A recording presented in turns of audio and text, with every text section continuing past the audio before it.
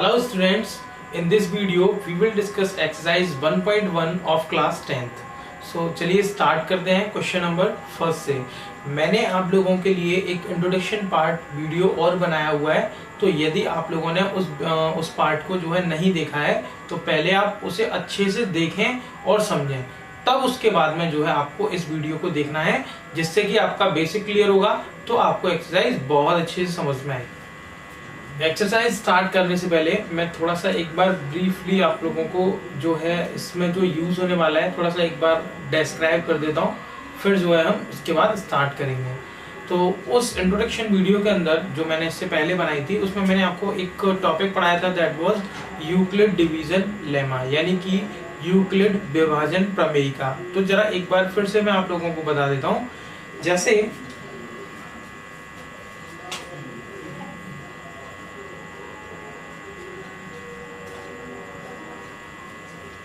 आपको इसे जो है याद रखना है, A is equal to B Q plus R. एक एक करके इन सभी के बारे में चलिए समझते हैं, ये है क्या क्या। आपको ये जो है अच्छे से याद रखना है, A is equal to B Q plus R.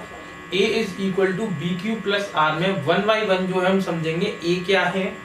A जो है वो भाज्य है। भाज्य बच्चों क्या होता है? एक ऐसी संख्या जिसमें भाग दिया जाता है उसे हम भाज्य कहते हैं। जैसे मैं आपसे कहूं, जैसे ये लिख रहा है 2 5 कितने जाएगा, 2 दूनी 4 1 रिमाइंडर। तो इसमें जो भाज्य होगा, भाग हम किस में दे रहे हैं? 5 में। तो ये जो है वो क्या है? भाज्य। उसके बाद में भाजक क्या होता है? जिससे हम भाग देते हैं, इससे जो है भाग दे रहे हैं तो इट इज भाजक यानी कि डिवाइजर। और भागफल क्या होता है? जितनी बार भाग जा रहा है दैट इज भागफल। और शेषफल, जो यहाँ पर शेष बचा है उसे हम कहते हैं शेषफल। तो भाज्य यानी कि डिवाइडेंड क्या होता है? जिसमें हम भाग देते हैं। भाजक यानी डिवाइजर क्या होता है? जिससे भाग देते हैं। एंड जो हमें जितनी बार भाग जाता है उसे हम क्वोशिएंट यानी कि भागफल कहते हैं। और जितना रिमाइंडर यानी शेष जो बचता है उसे हम शेषफल कहते हैं। तो भाज्य, भाजक, भागफल और शेषफल, इनको अच्छे से आपको समझ में आ गया होगा। इसके बाद में इन सभी के बीच में एक रिलेशन होता है। वो रिलेशन क्या होता है? यदि मैं भाजक का गुणा भागफल से करता हूं और उसमें जो है शेषफल को जोड़ दूं तो मुझे क्या मिल जाएगा? भाज्य मिल जाएगा। आप देखें, भाजक का गुणा भागफल, भाजक का गुणा भागफल से करता हूं 2 दूनी 4 और उसमें शेषफल को जोड़ दूं, 1 को जोड़ दूं तो 2 दूनी 4 और 1 5, हमें क्या मिल गया? भाज्य। तो यही जो क्या है, यही जो है वो क्या है? Euclid division lemma. इसी को हम यूक्लिड विभाजन प्रमेयिका कहते हैं। अब इस पर बेस्ड जो है हम एक्सरसाइज जो 1.1 है आपकी बुक की, एनसीईआरटी की, वो पूरी इसी लेमा के ऊपर जो है पूरी तरीके से बेस्ड है। तो जरा अच्छे से इसको जो है क्वेश्चंस को समझेंगे क्या है। स्टार्ट करते हैं क्वेश्चन नंबर फर्स्ट से। हमने हालांकि इस क्वेश्चन को जो है इंट्रोडक्शन पार्ट वाले वीडियो में भी डिस्कस किया था, और एक बार फिर से इस क्वेश्चन को देखेंगे। क्या कह रहा है इस क्वेश्चन में? हमें जो है ये जो दोनों नंबर्स दिए हैं इनका आपको HCF फाइंड आउट करना है। HCF यानी कि हाईएस्ट कॉमन फैक्टर, जिसे हम कहते हैं हिंदी में कहते हैं जैसे मासापा। तो हमें ये जो है मासापा निकालना है। मासापा बच्चों कैसे निकालेंगे? यूक्लिड डिवीजन लेमा का उपयोग करके। कैसे करके निकालेंगे? सबसे पहले हम छोटी संख्या का बड़ी वाली संख्या में डिवाइड देंगे। तो स्टार्ट करते हैं। छोटी संख्या क्या है? 135। तो 135 का जो है डिवाइड देते हैं 225 में। कितनी बार जाएगा? It will 1 time. ठीक है, कितना बचा? 0। 12 में से 3 गया 9। कितनी बार गया बच्चों? 1 टाइम। रिमाइंडर कितना बचा? 90। इसके बाद में हमें क्या करना है? ये जो 90 है इसको मैं ऐसे करके नोट करूंगा, और ये जो भाजक था इसको नेक्स्ट स्टेप में भाज्य में लिख दूंगा। भाज्य यानी यहाँ बीच में 135 डिवाइड देते हैं 90 का। कितने बार जाएगा? 1 टाइम। कितना बचा? 5। 13 में से 9 गया 4। फिर ऐसे जो है भाजक, इसे भाजक और इसे भाज्य बना दूंगा तो 45 दूनी 90। ये प्रोसेस तब तक चलता रहता है जब तक कि हमारे पास जो रिमाइंडर है, यानी कि जो भाग जो शेषफल है जब तक कि 0 नहीं आ जाता, इस प्रोसेस को हम तब तक करते रहते हैं। तो जहां ये 0 आ जाता है तो उस सिचुएशन में जो भाजक होता है वही इन दोनों नंबर्स का जो है HCF होता है। तो 135 और 225 का जो भाजक है वो कितना है 45। बच्चों इसे किस तरीके से क्वेश्चन जो आता है तो इसे किस तरीके से आप लिखेंगे, सबसे पहले इस वाली फॉर्म में आप लिखेंगे भाज्य क्या है 225, भाजक यानी 135, भागफल यानी 1 प्लस शेषफल यानी 90। फिर नेक्स्ट स्टेप में भाज्य क्या है 135, भाजक कितना है 90, कितनी बार गया है 1 टाइम, और शेषफल है वो कितना है 45। इसके बाद में भाजक इसमें कितना है 90, भाग कितनी बार किससे भाग दिया 45 से, कितने टाइम्स किया है 2 टाइम्स, और कितना रिमाइंडर बचा है 0। तो बच्चों जहां ये रिमाइंडर 0 बच जाता है उस सिचुएशन में जो ये भाजक होता है वही इन दोनों नंबर्स का जो है क्या होगा HCF। तो HCF किस का 135 और 225, HCF 135 और 225। बच्चों एक और खास बात मैं आपको बता दूं, 225 और 135 का एलसीएम भी यही, HCF भी यही है, 135 और 90 का भी यही होगा, 90 और 45 का भी यही होगा। तो हर सिचुएशन में जो आपका HCF है वो सेम रहेगा, चाहे वो 135 और 225 का हो, 90 एंड 135 का हो, और 90 और 45 जिसका भी हो, हर सिचुएशन में 45 रहेगा। तो चलिए इस क्वेश्चन को आप नोट करें। नेक्स्ट क्वेश्चन देखेंगे। ये क्वेश्चन नंबर फर्स्ट का सेकंड पार्ट है। 196 और 3822 एंड 0 यानी 38,220 में जो है इन दोनों नंबर्स का जो है हमें HCF फाइंड आउट करना है। तो चलिए सेम प्रोसेस है जो हमने लास्ट क्वेश्चन में किया वही हम इसमें करने वाले हैं। तो चलिए स्टार्ट करते हैं और देखते हैं। 196 का भाग देंगे 38220 में। तो चलिए देखेंगे 1 टाइम 196 कितना बचेगा 12 में से 6 रूट डाउन करें। इसके बाद में 1 मोर टाइम भाग देके देखें। अभी जो है देखेंगे 196 का भाग दिया, एक बार गया 196 आया, इसके बाद में इसे माइनस किया 186 को मैंने ये 2 नोट कर लिया। जब तक कि पूरी तरीके से भाग जा रहा है, मतलब शेष नहीं बचा है, अभी तो भाग और जा सकता है, तब तक आप भाग देते रहे। तो 196 का अभी इसमें और भाग जा 9 टाइम्स जो है ये जाएगा। तो 9 टाइम्स कितना होगा 1764। 12 में से 4 गया जो है 8, 5 बचेगा, 15 में से 6 गया 9, बस। इसके बाद में से जो है नोट करें 90। तो जरा देखेंगे कितनी बार जाएगा 5 टाइम्स, 5 बार जो है ये कंप्लीटली जा रहा है। 5 6 30, 5 में 45, 3 48, 5 में 5 और 4 9, और यहाँ बच गया रिमाइंडर 0। हमने क्या किया, सबसे पहले जो है डिवाइड देते हैं 196 में। 1 टाइम गया 196, रिमाइंडर बचा, शेषफल बचा 186। इसके बाद अपने इस 2 को नोट किया, फिर जो है डिवाइड दिया, 9 टाइम्स गया, फिर बचा 98, 0 नोट किया, 5 बार जो है कंप्लीटली चला गया। तो यहाँ आपने देखा जब हमने डिवाइड दिया तो ये पूरी तरीके से जो है डिवाइड जा चुका है। तो इस सिचुएशन में भाजक हमारा कितना है ये, भाज्य कितना है ये, भागफल ये, और शेषफल ये। तो इन्हीं सभी बातों को लिखेंगे। भाजक भाज्य इज इक्वल टू भाजक इंटू भागफल प्लस शेषफल। तो आप देखेंगे यहां जो है फर्स्ट स्टेप में ही जो शेषफल है वो कितना आ रहा है 0 आ रहा है। तो फर्स्ट स्टेप में 0 आ रहा है, इट मींस कि जो इसका यहाँ ये जो भाजक है यही इन दोनों का क्या होने वाला है, जो है HCF होगा। तो यहाँ हम लिख देंगे HCF ऑफ 38220 एंड 196 कितना होगा 196। यही इसका HCF है। नंबर फर्स्ट का थर्ड पार्ट है। तो चलिए जैसे हमने बाकी दो क्वेश्चंस किए हैं वैसे ही हम इसे करेंगे। जो छोटी वाली संख्या है यानी कि 255, इससे हम जो भाग देंगे 867 यानी 867 में। तो देखेंगे कितनी बार जाएगा।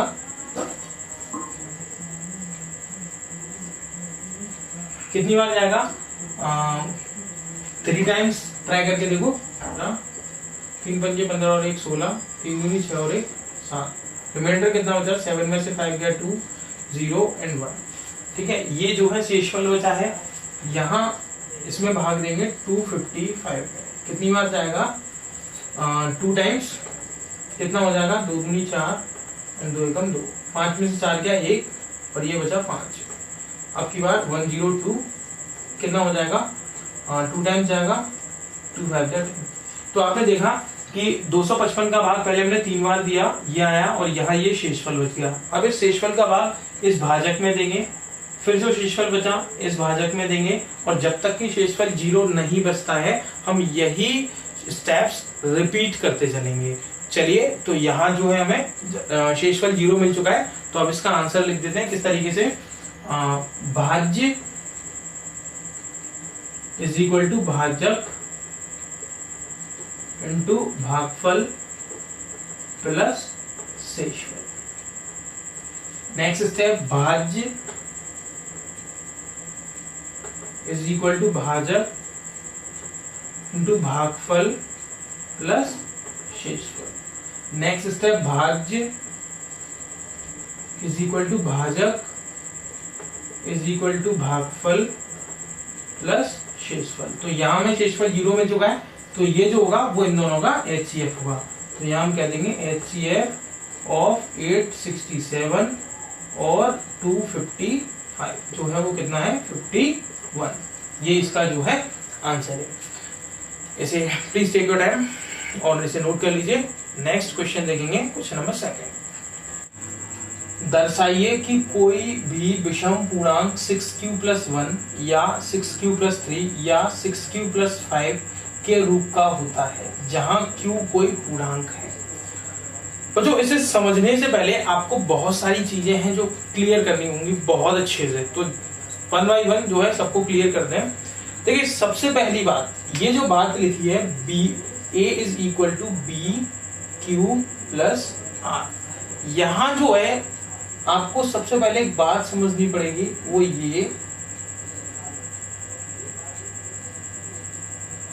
ये क्या लिख रहा है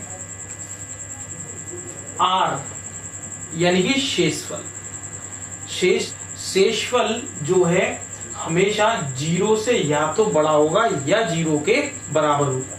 इसे जरा प्रैक्टिकली हम समझते हैं। जैसे मैंने 2 का डिवाइड 9 में दिया, ठीक है, 2 का डिवाइड 9 में दिया, कितनी बार गया 2 4 जा 8 एंड रिमाइंडर बचा 1। मैंने 2 का डिवाइड 6 में दिया, 2 3 जा 6।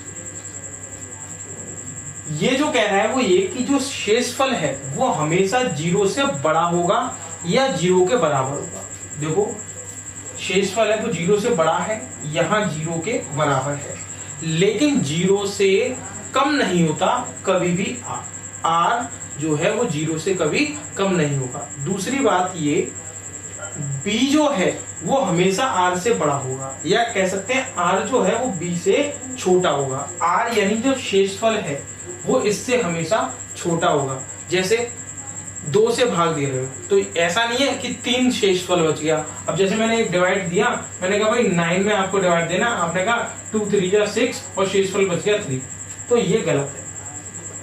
कहीं ऐसा होता है 2 चौक 8 4 बार देंगे, 3 बार नहीं देंगे, और 3 बार यदि हम शेषफल बचाते हैं तो इट इज रॉन्ग, क्योंकि यहाँ जो शेषफल है वो इससे बड़ा है। तो कभी भी शेषफल जो है वो भाजक से बड़ा नहीं होता है। शेषफल कभी भी भाजक से बड़ा नहीं होता है। शेषफल हमेशा 0 से बड़ा होता है या 0 के बराबर हो सकता है, या तो 0 या 0 से बड़ा, और भाजक से हमेशा छोटा होता है शेषफल। इसके बाद समझेंगे, दर्शाइए कि कोई भी विषम पूर्णांक, मैंने कोई भी पूर्णांक माना जो है A, माना कोई पूर्णांक, माना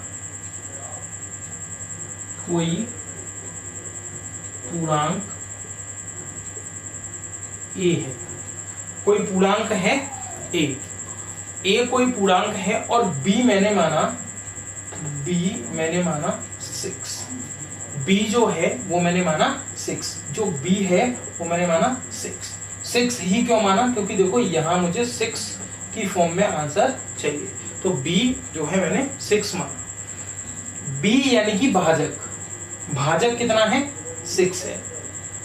शेषफल यदि मैं बात करूं कि शेषफल क्या हो सकता है, आर क्या हो सकता है, शेषफल क्या बच सकता है, आप 6 से भाग दे रहे हो तो शेषफल क्या बचेगा, हो सकता है पूरी तरीके से भाग चला जाए तो एक शेषफल बच जाए, या सॉरी पूरी तरीके से भाग चला जाए तो 0 शेषफल बचे, या हो सकता है एक शेषफल बचे, या 2 या 3 या 4 या 5, 6 शेषफल नहीं बच सकता, क्योंकि भाई ऐसा थोड़ी ना 6 से भाग देना 6 शेषफल बच गया, फिर तुम 6 का डिवाइड एक और बार दे देंगे तो पूरी तरीके से कट जाएगा। तो जो है 6 का यदि हम डिवाइड दे रहे हैं तो 0 रिमाइंडर बच सकता है, 1 2 3 4 5, 0 से लेके 5 तक कोई भी रिमाइंडर बच सकता है। अब हम जरा इसमें अलग अलग तरीके के जो है हम 1 बाय 1 सभी केसेस को जरा ध्यान से देखेंगे। पहला केस बनता है ये, मैंने लिखा भाई केस फर्स्ट, जब r इज इक्वल टू 0 है, मान लिया कि r जो है रिमाइंडर जो है वो 0 बच गया, ठीक है, तो r यानी कि a जो है a is equal to b q plus r कितना 0, या एक काम करते हैं सभी केसेस में लिख देता हूं क्योंकि इतना ज्यादा स्पेस नहीं है। दूसरा केस क्या हो सकता है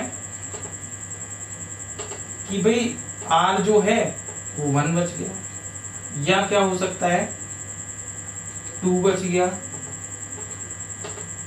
या फिर 3 बच गया r, या फिर 4 and the last option is 5। भाजक भाजक अपने 6 लिया है, भागफल कुछ भी आ सकता है, और शेषफल जो है यदि 6 से भाग दे रहे हैं तो शेषफल या तो 0 1 2 3 4 5 इनमें से कोई भी शेषफल बच सकता है। अब जरा देखेंगे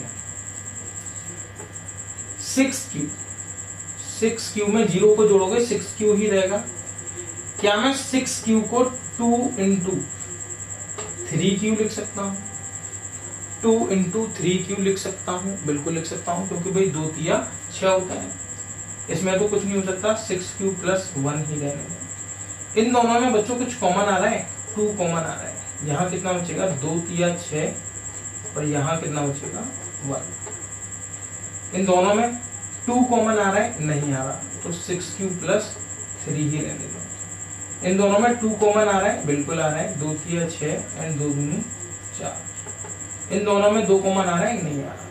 अब आपने ये बात जो है सोची होगी कि भाई हम 2 कॉमन ही क्यों ले रहे हैं, 2 ही क्यों कॉमन ले रहे हैं, यहाँ तो 3 भी कॉमन आ रहा था, लेकिन हमने यहाँ ऐसा कुछ स्पेसिफाई नहीं किया है जो है 3 कॉमन नहीं लिया है। क्यों नहीं लिया है, उसका एक बहुत बेसिक सा रीजन है, उस रीजन को हमें अच्छे से समझना है। देखिए मैं आपसे एक क्वेश्चन पूछूं कि भाई सम और विषम संख्याएं क्या होती हैं, सम संख्याएं क्या होती हैं और विषम संख्याएं क्या होती हैं, तो क्या आपका जवाब होगा कि भाई जो संख्याएं 2 का गुणज होती हैं उन्हें हम सम संख्या कहते हैं, और जो 2 का गुणज नहीं होती उन्हें हम विषम संख्या कहते हैं। 2 का गुणज यानी कि जिसे हम 2 के गुणनफल के रूप में लिख सकते हो, जैसे मैंने कहा भाई 4 6 8 10 1 3 5 7। आप देखें इसे 2 के गुणनफल के रूप में लिख सकते हैं, क्या हम 4 को 2 इंटू 2 नहीं लिख सकते, देखो 2 का गुणनफल के रूप में लिख दिया, 6 को 2 के गुणनफल के रूप में लिख लिया, 8 को 2 इंटू 4 ये भी 2 के गुणनफल के रूप में लिख गया, 10 को हम 2 इंटू 5 इसे भी 2 के गुणनफल के रूप में लिख सकते हैं, लेकिन इन्हें हम नहीं 2 के गुणनफल के रूप में लिख सकते, ये 2 के गुणनफल के रूप में नहीं लिखे जा सकते। तो जो 2 के गुणनफल के रूप में लिखे जा सकते हैं उन्हें तो हम कहेंगे सम, और जो 2 के गुणनफल के रूप में नहीं लिखे जा सकते उन्हें हम कहेंगे विषम। तो अब आप देखें इनमें से कितने 2 के गुणनफल के रूप में हमने लिखे हैं, तो 1, 2 और 3, ये 2 के गुणनफल के रूप में ये भी 2 के और ये भी 2 के, तो ये तीनों कैसी संख्या हो गई? सम संख्या। ये सम संख्या है, ये भी सम संख्या है और ये भी सम संख्या है। और ये क्या है? 6q प्लस 1, 6q प्लस 3 और 6q प्लस 5। ये तीनों कैसी संख्या हैं? 6q plus 1, 6q plus 3, 6q plus 5 विषम संख्या है। और हमें क्या प्रूफ करना था? देखिए 6q plus 1, 6q plus 3, 6q plus 5 जो है एक विषम संख्या का कोई भी जो है विषम पूर्णांक होंगे, ये हमें सिद्ध करना था। तो ये हमें जो है सिद्ध कर दिया है, इसे आप नोट कर सकते हैं। चलते हैं क्वेश्चन नंबर नेक्स्ट पर। क्वेश्चन नंबर 3 में क्या दे रखा है? 32 बैंड आर्मी है और 616 सिंपल आर्मी है। तो पहले बैंड आर्मी वाले, उसके बाद सिंपल आर्मी वाले। तो इस तरीके से हमें अरेंज करना है इन सबको कि जो है जितनी लाइनों में बैंड आर्मी खड़ी हो उतनी ही लाइनों में सिंपल वाली आर्मी खड़ी हो। इस सिचुएशन के अंदर हमें क्या करना है कि ज्यादा से ज्यादा लाइंस बनानी है। भाई ऐसा भी, ऐसे तो सिंपल है, एक ही लाइन में जो है हम सभी बैंड आर्मियों को खड़ा कर सकते हैं और उसके पीछे जस्ट सभी सिंपल आर्मी को, लेकिन ऐसा नहीं, हमें ज्यादा से ज्यादा जो है क्या करना है? लाइंस बनानी है, ज्यादा से ज्यादा लाइंस बनानी है। तो ऐसी सिचुएशन के लिए जैसे सपोज 616 आर्मी के लोग हैं, 616 आर्मी के लोग हैं, सपोज n लाइन लगी, n लाइन हमने लगाई और एक लाइन में सपोज x लोग खड़े किए, 32 लोग हैं। भाई जितनी लाइन इसकी लगाई उतनी ही लाइन हमें इसकी लगानी है और इस प्रकार की इन दोनों का मल्टीप्लिकेशन 32 के बराबर हो।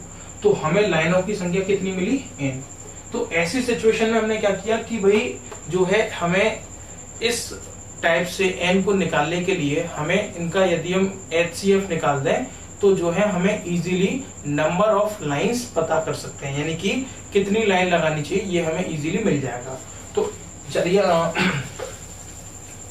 तो निकालते हैं 616 और 32 का जो है HCF। तो कैसे निकालेंगे? 32 का डिवाइड हम 616 में देते हैं।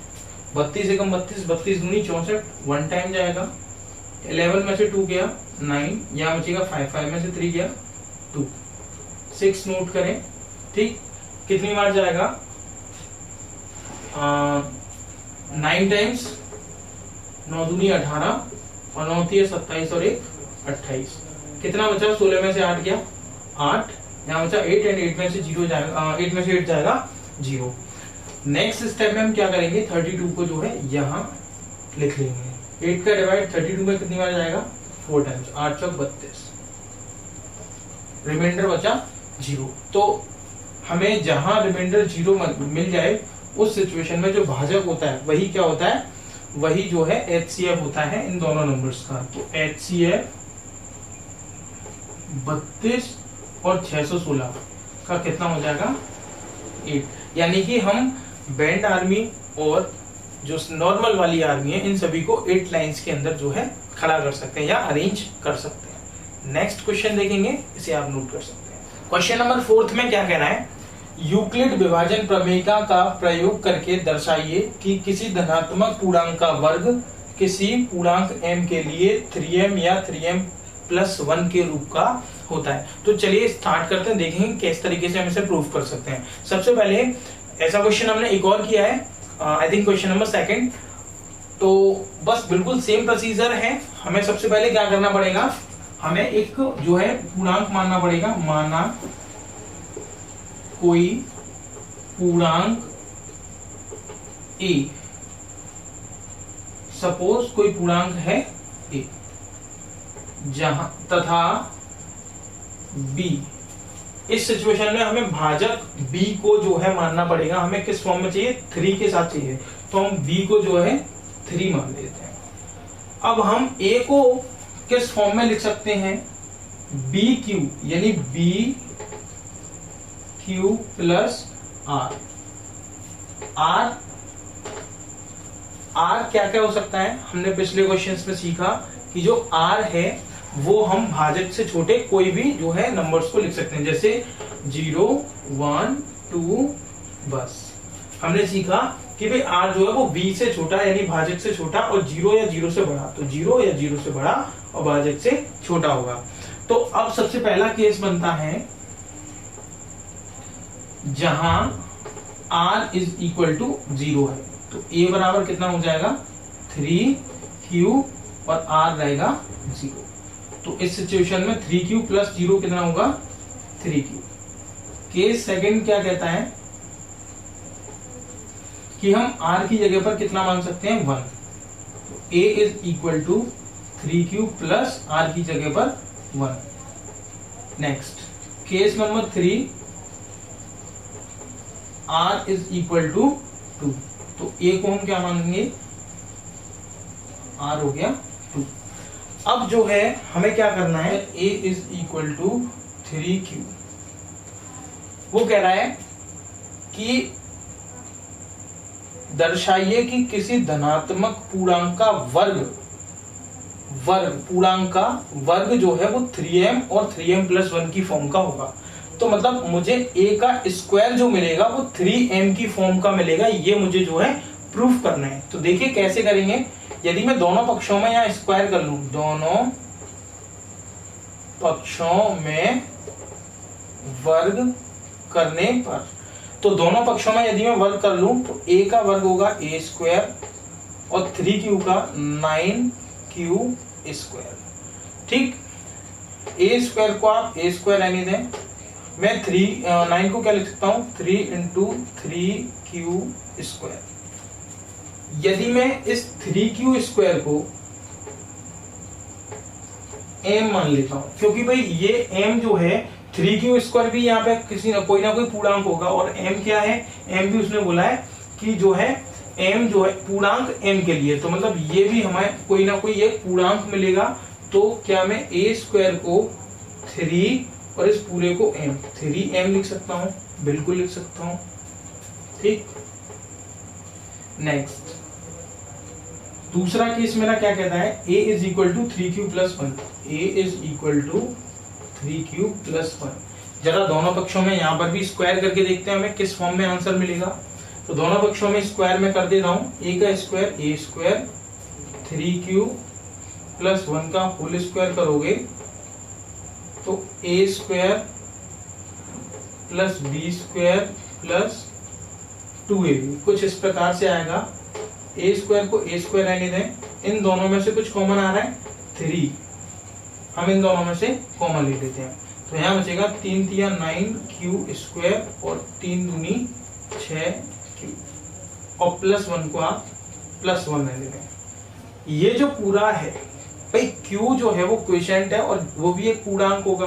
तो यदि ये यहाँ पे मैं कोई भी एक पूर्णांक संख्या लिखूं तो इस पूरे की वैल्यू जो है वो कोई पूर्णांक ही निकल के आएगा। तो यदि मैं 3q स्क्वायर प्लस 2q को यदि मैं m लिख लूं तो ये a स्क्वायर जो है वो 3 और ये पूरा m प्लस 1 की फॉर्म में हमें मिलेगा।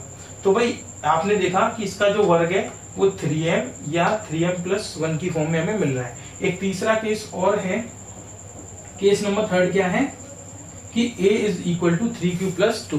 तो इसे भी एक बार चेक कर लेते हैं। तो आप वीडियो को पॉज करके इसे जो है पहले नोट कर सकते हैं। ठीक है, मैं थर्ड वाला केस यहाँ पे सॉल्व कर रहा हूँ। ये जो है वो थर्ड केस है, इसे जरा समझेंगे। यदि मैं दोनों पक्षों में स्क्वायर कर दूं, दोनों पक्षों में स्क्वायर करने पर तो a का स्क्वायर a स्क्वायर रहेगा। यदि मैं इसका स्क्वायर करूंगा 3q प्लस 2 का होल स्क्वायर, यदि मैं इसको a प्लस b के होल स्क्वायर से खोल दूं तो a square plus b square plus 2ab यानी 2 तिया 6 और 2 12q। a स्क्वायर को आप a स्क्वायर रहने दें। आप ये देखें कि 9q स्क्वायर 12q, इस 4 को क्या मैं 3 प्लस 1 लिख सकता हूँ? बिल्कुल लिख सकता हूँ बच्चों। a स्क्वायर यदि मैं इनमें से 3 कॉमन ले लूं तो कितना बचेगा 3 तिया 9, 3 चौक 12 और 3 एकम 3 और लास्ट में ये 1। तो यदि यहाँ मैं इस पूरे को m मान लेता हूँ 3q² प्लस 4q प्लस 1, तो आप देखेंगे a² इज इक्वल टू 3, इस पूरे को यदि मैं m मान लूं और इसे 1, तो ये जो है मुझे, तो आपने देखा कि यदि मैं जो है किसी भी पूर्णांक का वर्ग निकालता हूं तो या तो मुझे 3m या 3m प्लस 1 या यही 3m प्लस 1 की ही फॉर्म में जो है मिलेगा। तो इसे आप नोट कर सकते हैं। चलते हैं क्वेश्चन नंबर नेक्स्ट पर। इस एक्सरसाइज का लास्ट क्वेश्चन नंबर 5 जरा देखेंगे और समझेंगे क्या क्या है। यूक्लिड विभाजन का प्रयोग करके दर्शाइए कि किसी धनात्मक पूर्णांक का घन 9m या 9m प्लस 1 या 9m प्लस 8 के रूप का होता है। तो बच्चों यहां जो है यदि मैं केसेस की बात करूं तो जैसे सपोज मैंने कोई नंबर माना कोई संख्या या कोई पूर्णांक a, ठीक है, कोई जो पूर्णांक है वो मैंने a माना तथा b, जैसे हमने अन्य क्वेश्चंस को किया है उस हिसाब से जो b है वो हम क्या लेंगे 9।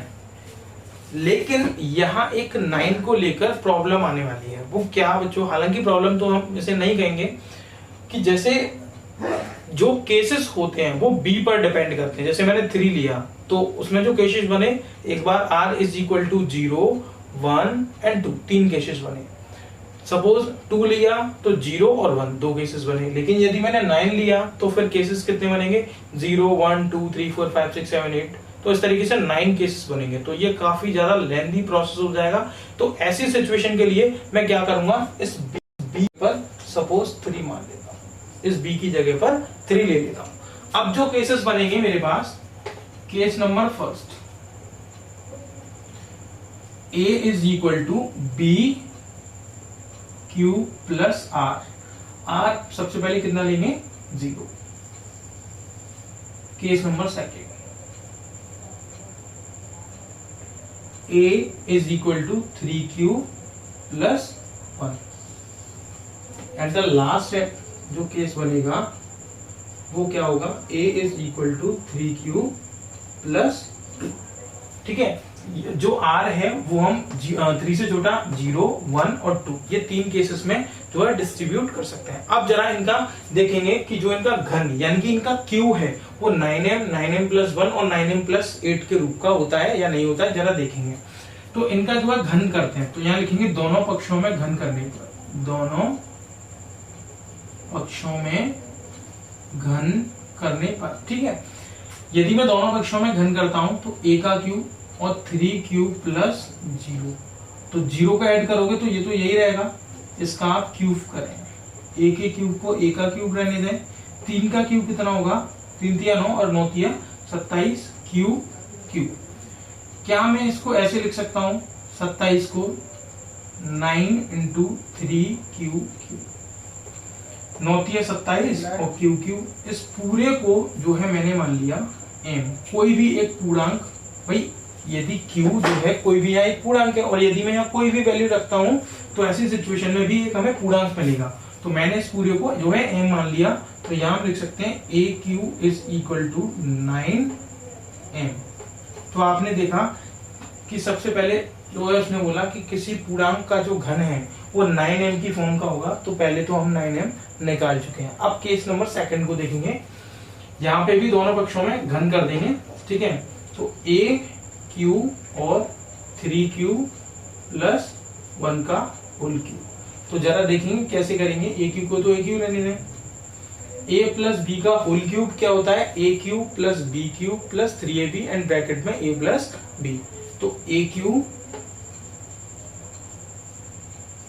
Plus b cube plus 3ab and bracket में a प्लस b। सॉल्व करते हैं, 3 का क्यूब 27 एंड क्यूब, 1 का क्यूब 1, 3 तिया 9 क्यूब और ब्रैकेट में 3q प्लस 1। a क्यूब को a क्यूब रहने दें, 27 क्यूब को 27 क्यूब। ठीक, 9 क्यूब 9q और 3q प्लस 1 और प्लस 1। यदि मैं इस पूरे में से इन दोनों में से 9 कॉमन ले लेता हूं, तो देखेंगे कितना बचेगा। 9 तिया 27, यहां बचेगा 9 तो बाहर आ गया, यहां बचेगा q और 3q प्लस 1, ठीक, और लास्ट में बचेगा 1। यदि मैं 3q plus q and bracket में 3q प्लस 1 को m मान लेता हूं तो आप देखेंगे 9 और ये पूरा m प्लस 1 की फॉर्म का होगा। तो आपने देखा जो सेकंड वाला ऑप्शन था 9q प्लस 1, 9m प्लस 1, तो जो किसी भी धनात्मक पूर्णांक का जो घन है वो 9m प्लस 1 की फॉर्म का आ चुका है। नेक्स्ट एंड द लास्ट देखेंगे इस वाले केस को। यहाँ पे भी बच्चों दोनों पक्षों में घन कर देंगे तो a का q तो aq हो जाएगा और 3q प्लस 2 का होल क्यूब जरा निकालेंगे, aq को aq, a प्लस b का होल क्यूब तो aq plus bq plus 3ab and bracket में a प्लस b। aq को aq रहने दें, 3 का क्यूब 27q क्यूब, 2 का क्यूब 8, 3 तिया 9 दूनी 18 और क्यूब ब्रैकेट में 3q प्लस 2। aq को aq रहने दें, 27q को ऐसे ही रहने दें, 18q bracket 3q plus 2 plus 8। इन दोनों में आप देखेंगे यहाँ 27 और यहाँ 18, ये दोनों ही 9 से जो है इजीली डिवाइड हम कर सकते हैं। तो इन दोनों में से मैंने 9 जो है वो कॉमन ले लिया, 9 कॉमन ले लिया, तो 9 तिया 27q क्यूब, 9 दूनी 18, 3q प्लस 2 को ऐसे ही रहने दें और लास्ट में बचेगा 8। यदि मैं इस पूरे को m मान लेता हूं, यानी कि 3q plus 2q and 2q plus 3q plus 2 को यदि मैं m मान लूं तो जो aq है वो 9 और ये पूरा m प्लस 8। तो आपने देखा कि इसका जो q है वो इस फॉर्म में आया। तो जो उसने बोला था कि भाई यूक्लिड विभाजन का प्रयोग करके दर्शाइए कि किसी धनात्मक पूर्णांक का घन 9m प्लस 1 या 9m प्लस 8 की फॉर्म का होगा। तो हमने जो है पूर्णांक माना a और उसका जो घन है वो 9m या 9m प्लस 1 या 9m प्लस 8 की फॉर्म का जो है हमारे पास आ चुका है। ये हमारी एक्सरसाइज का लास्ट क्वेश्चन था। तो ये जो है फाइनली एक्सरसाइज खत्म हो चुकी है, ठीक है। नेक्स्ट वीडियो में देखेंगे 1.2 एक्सरसाइज, अच्छे से देखें। Thank you very much.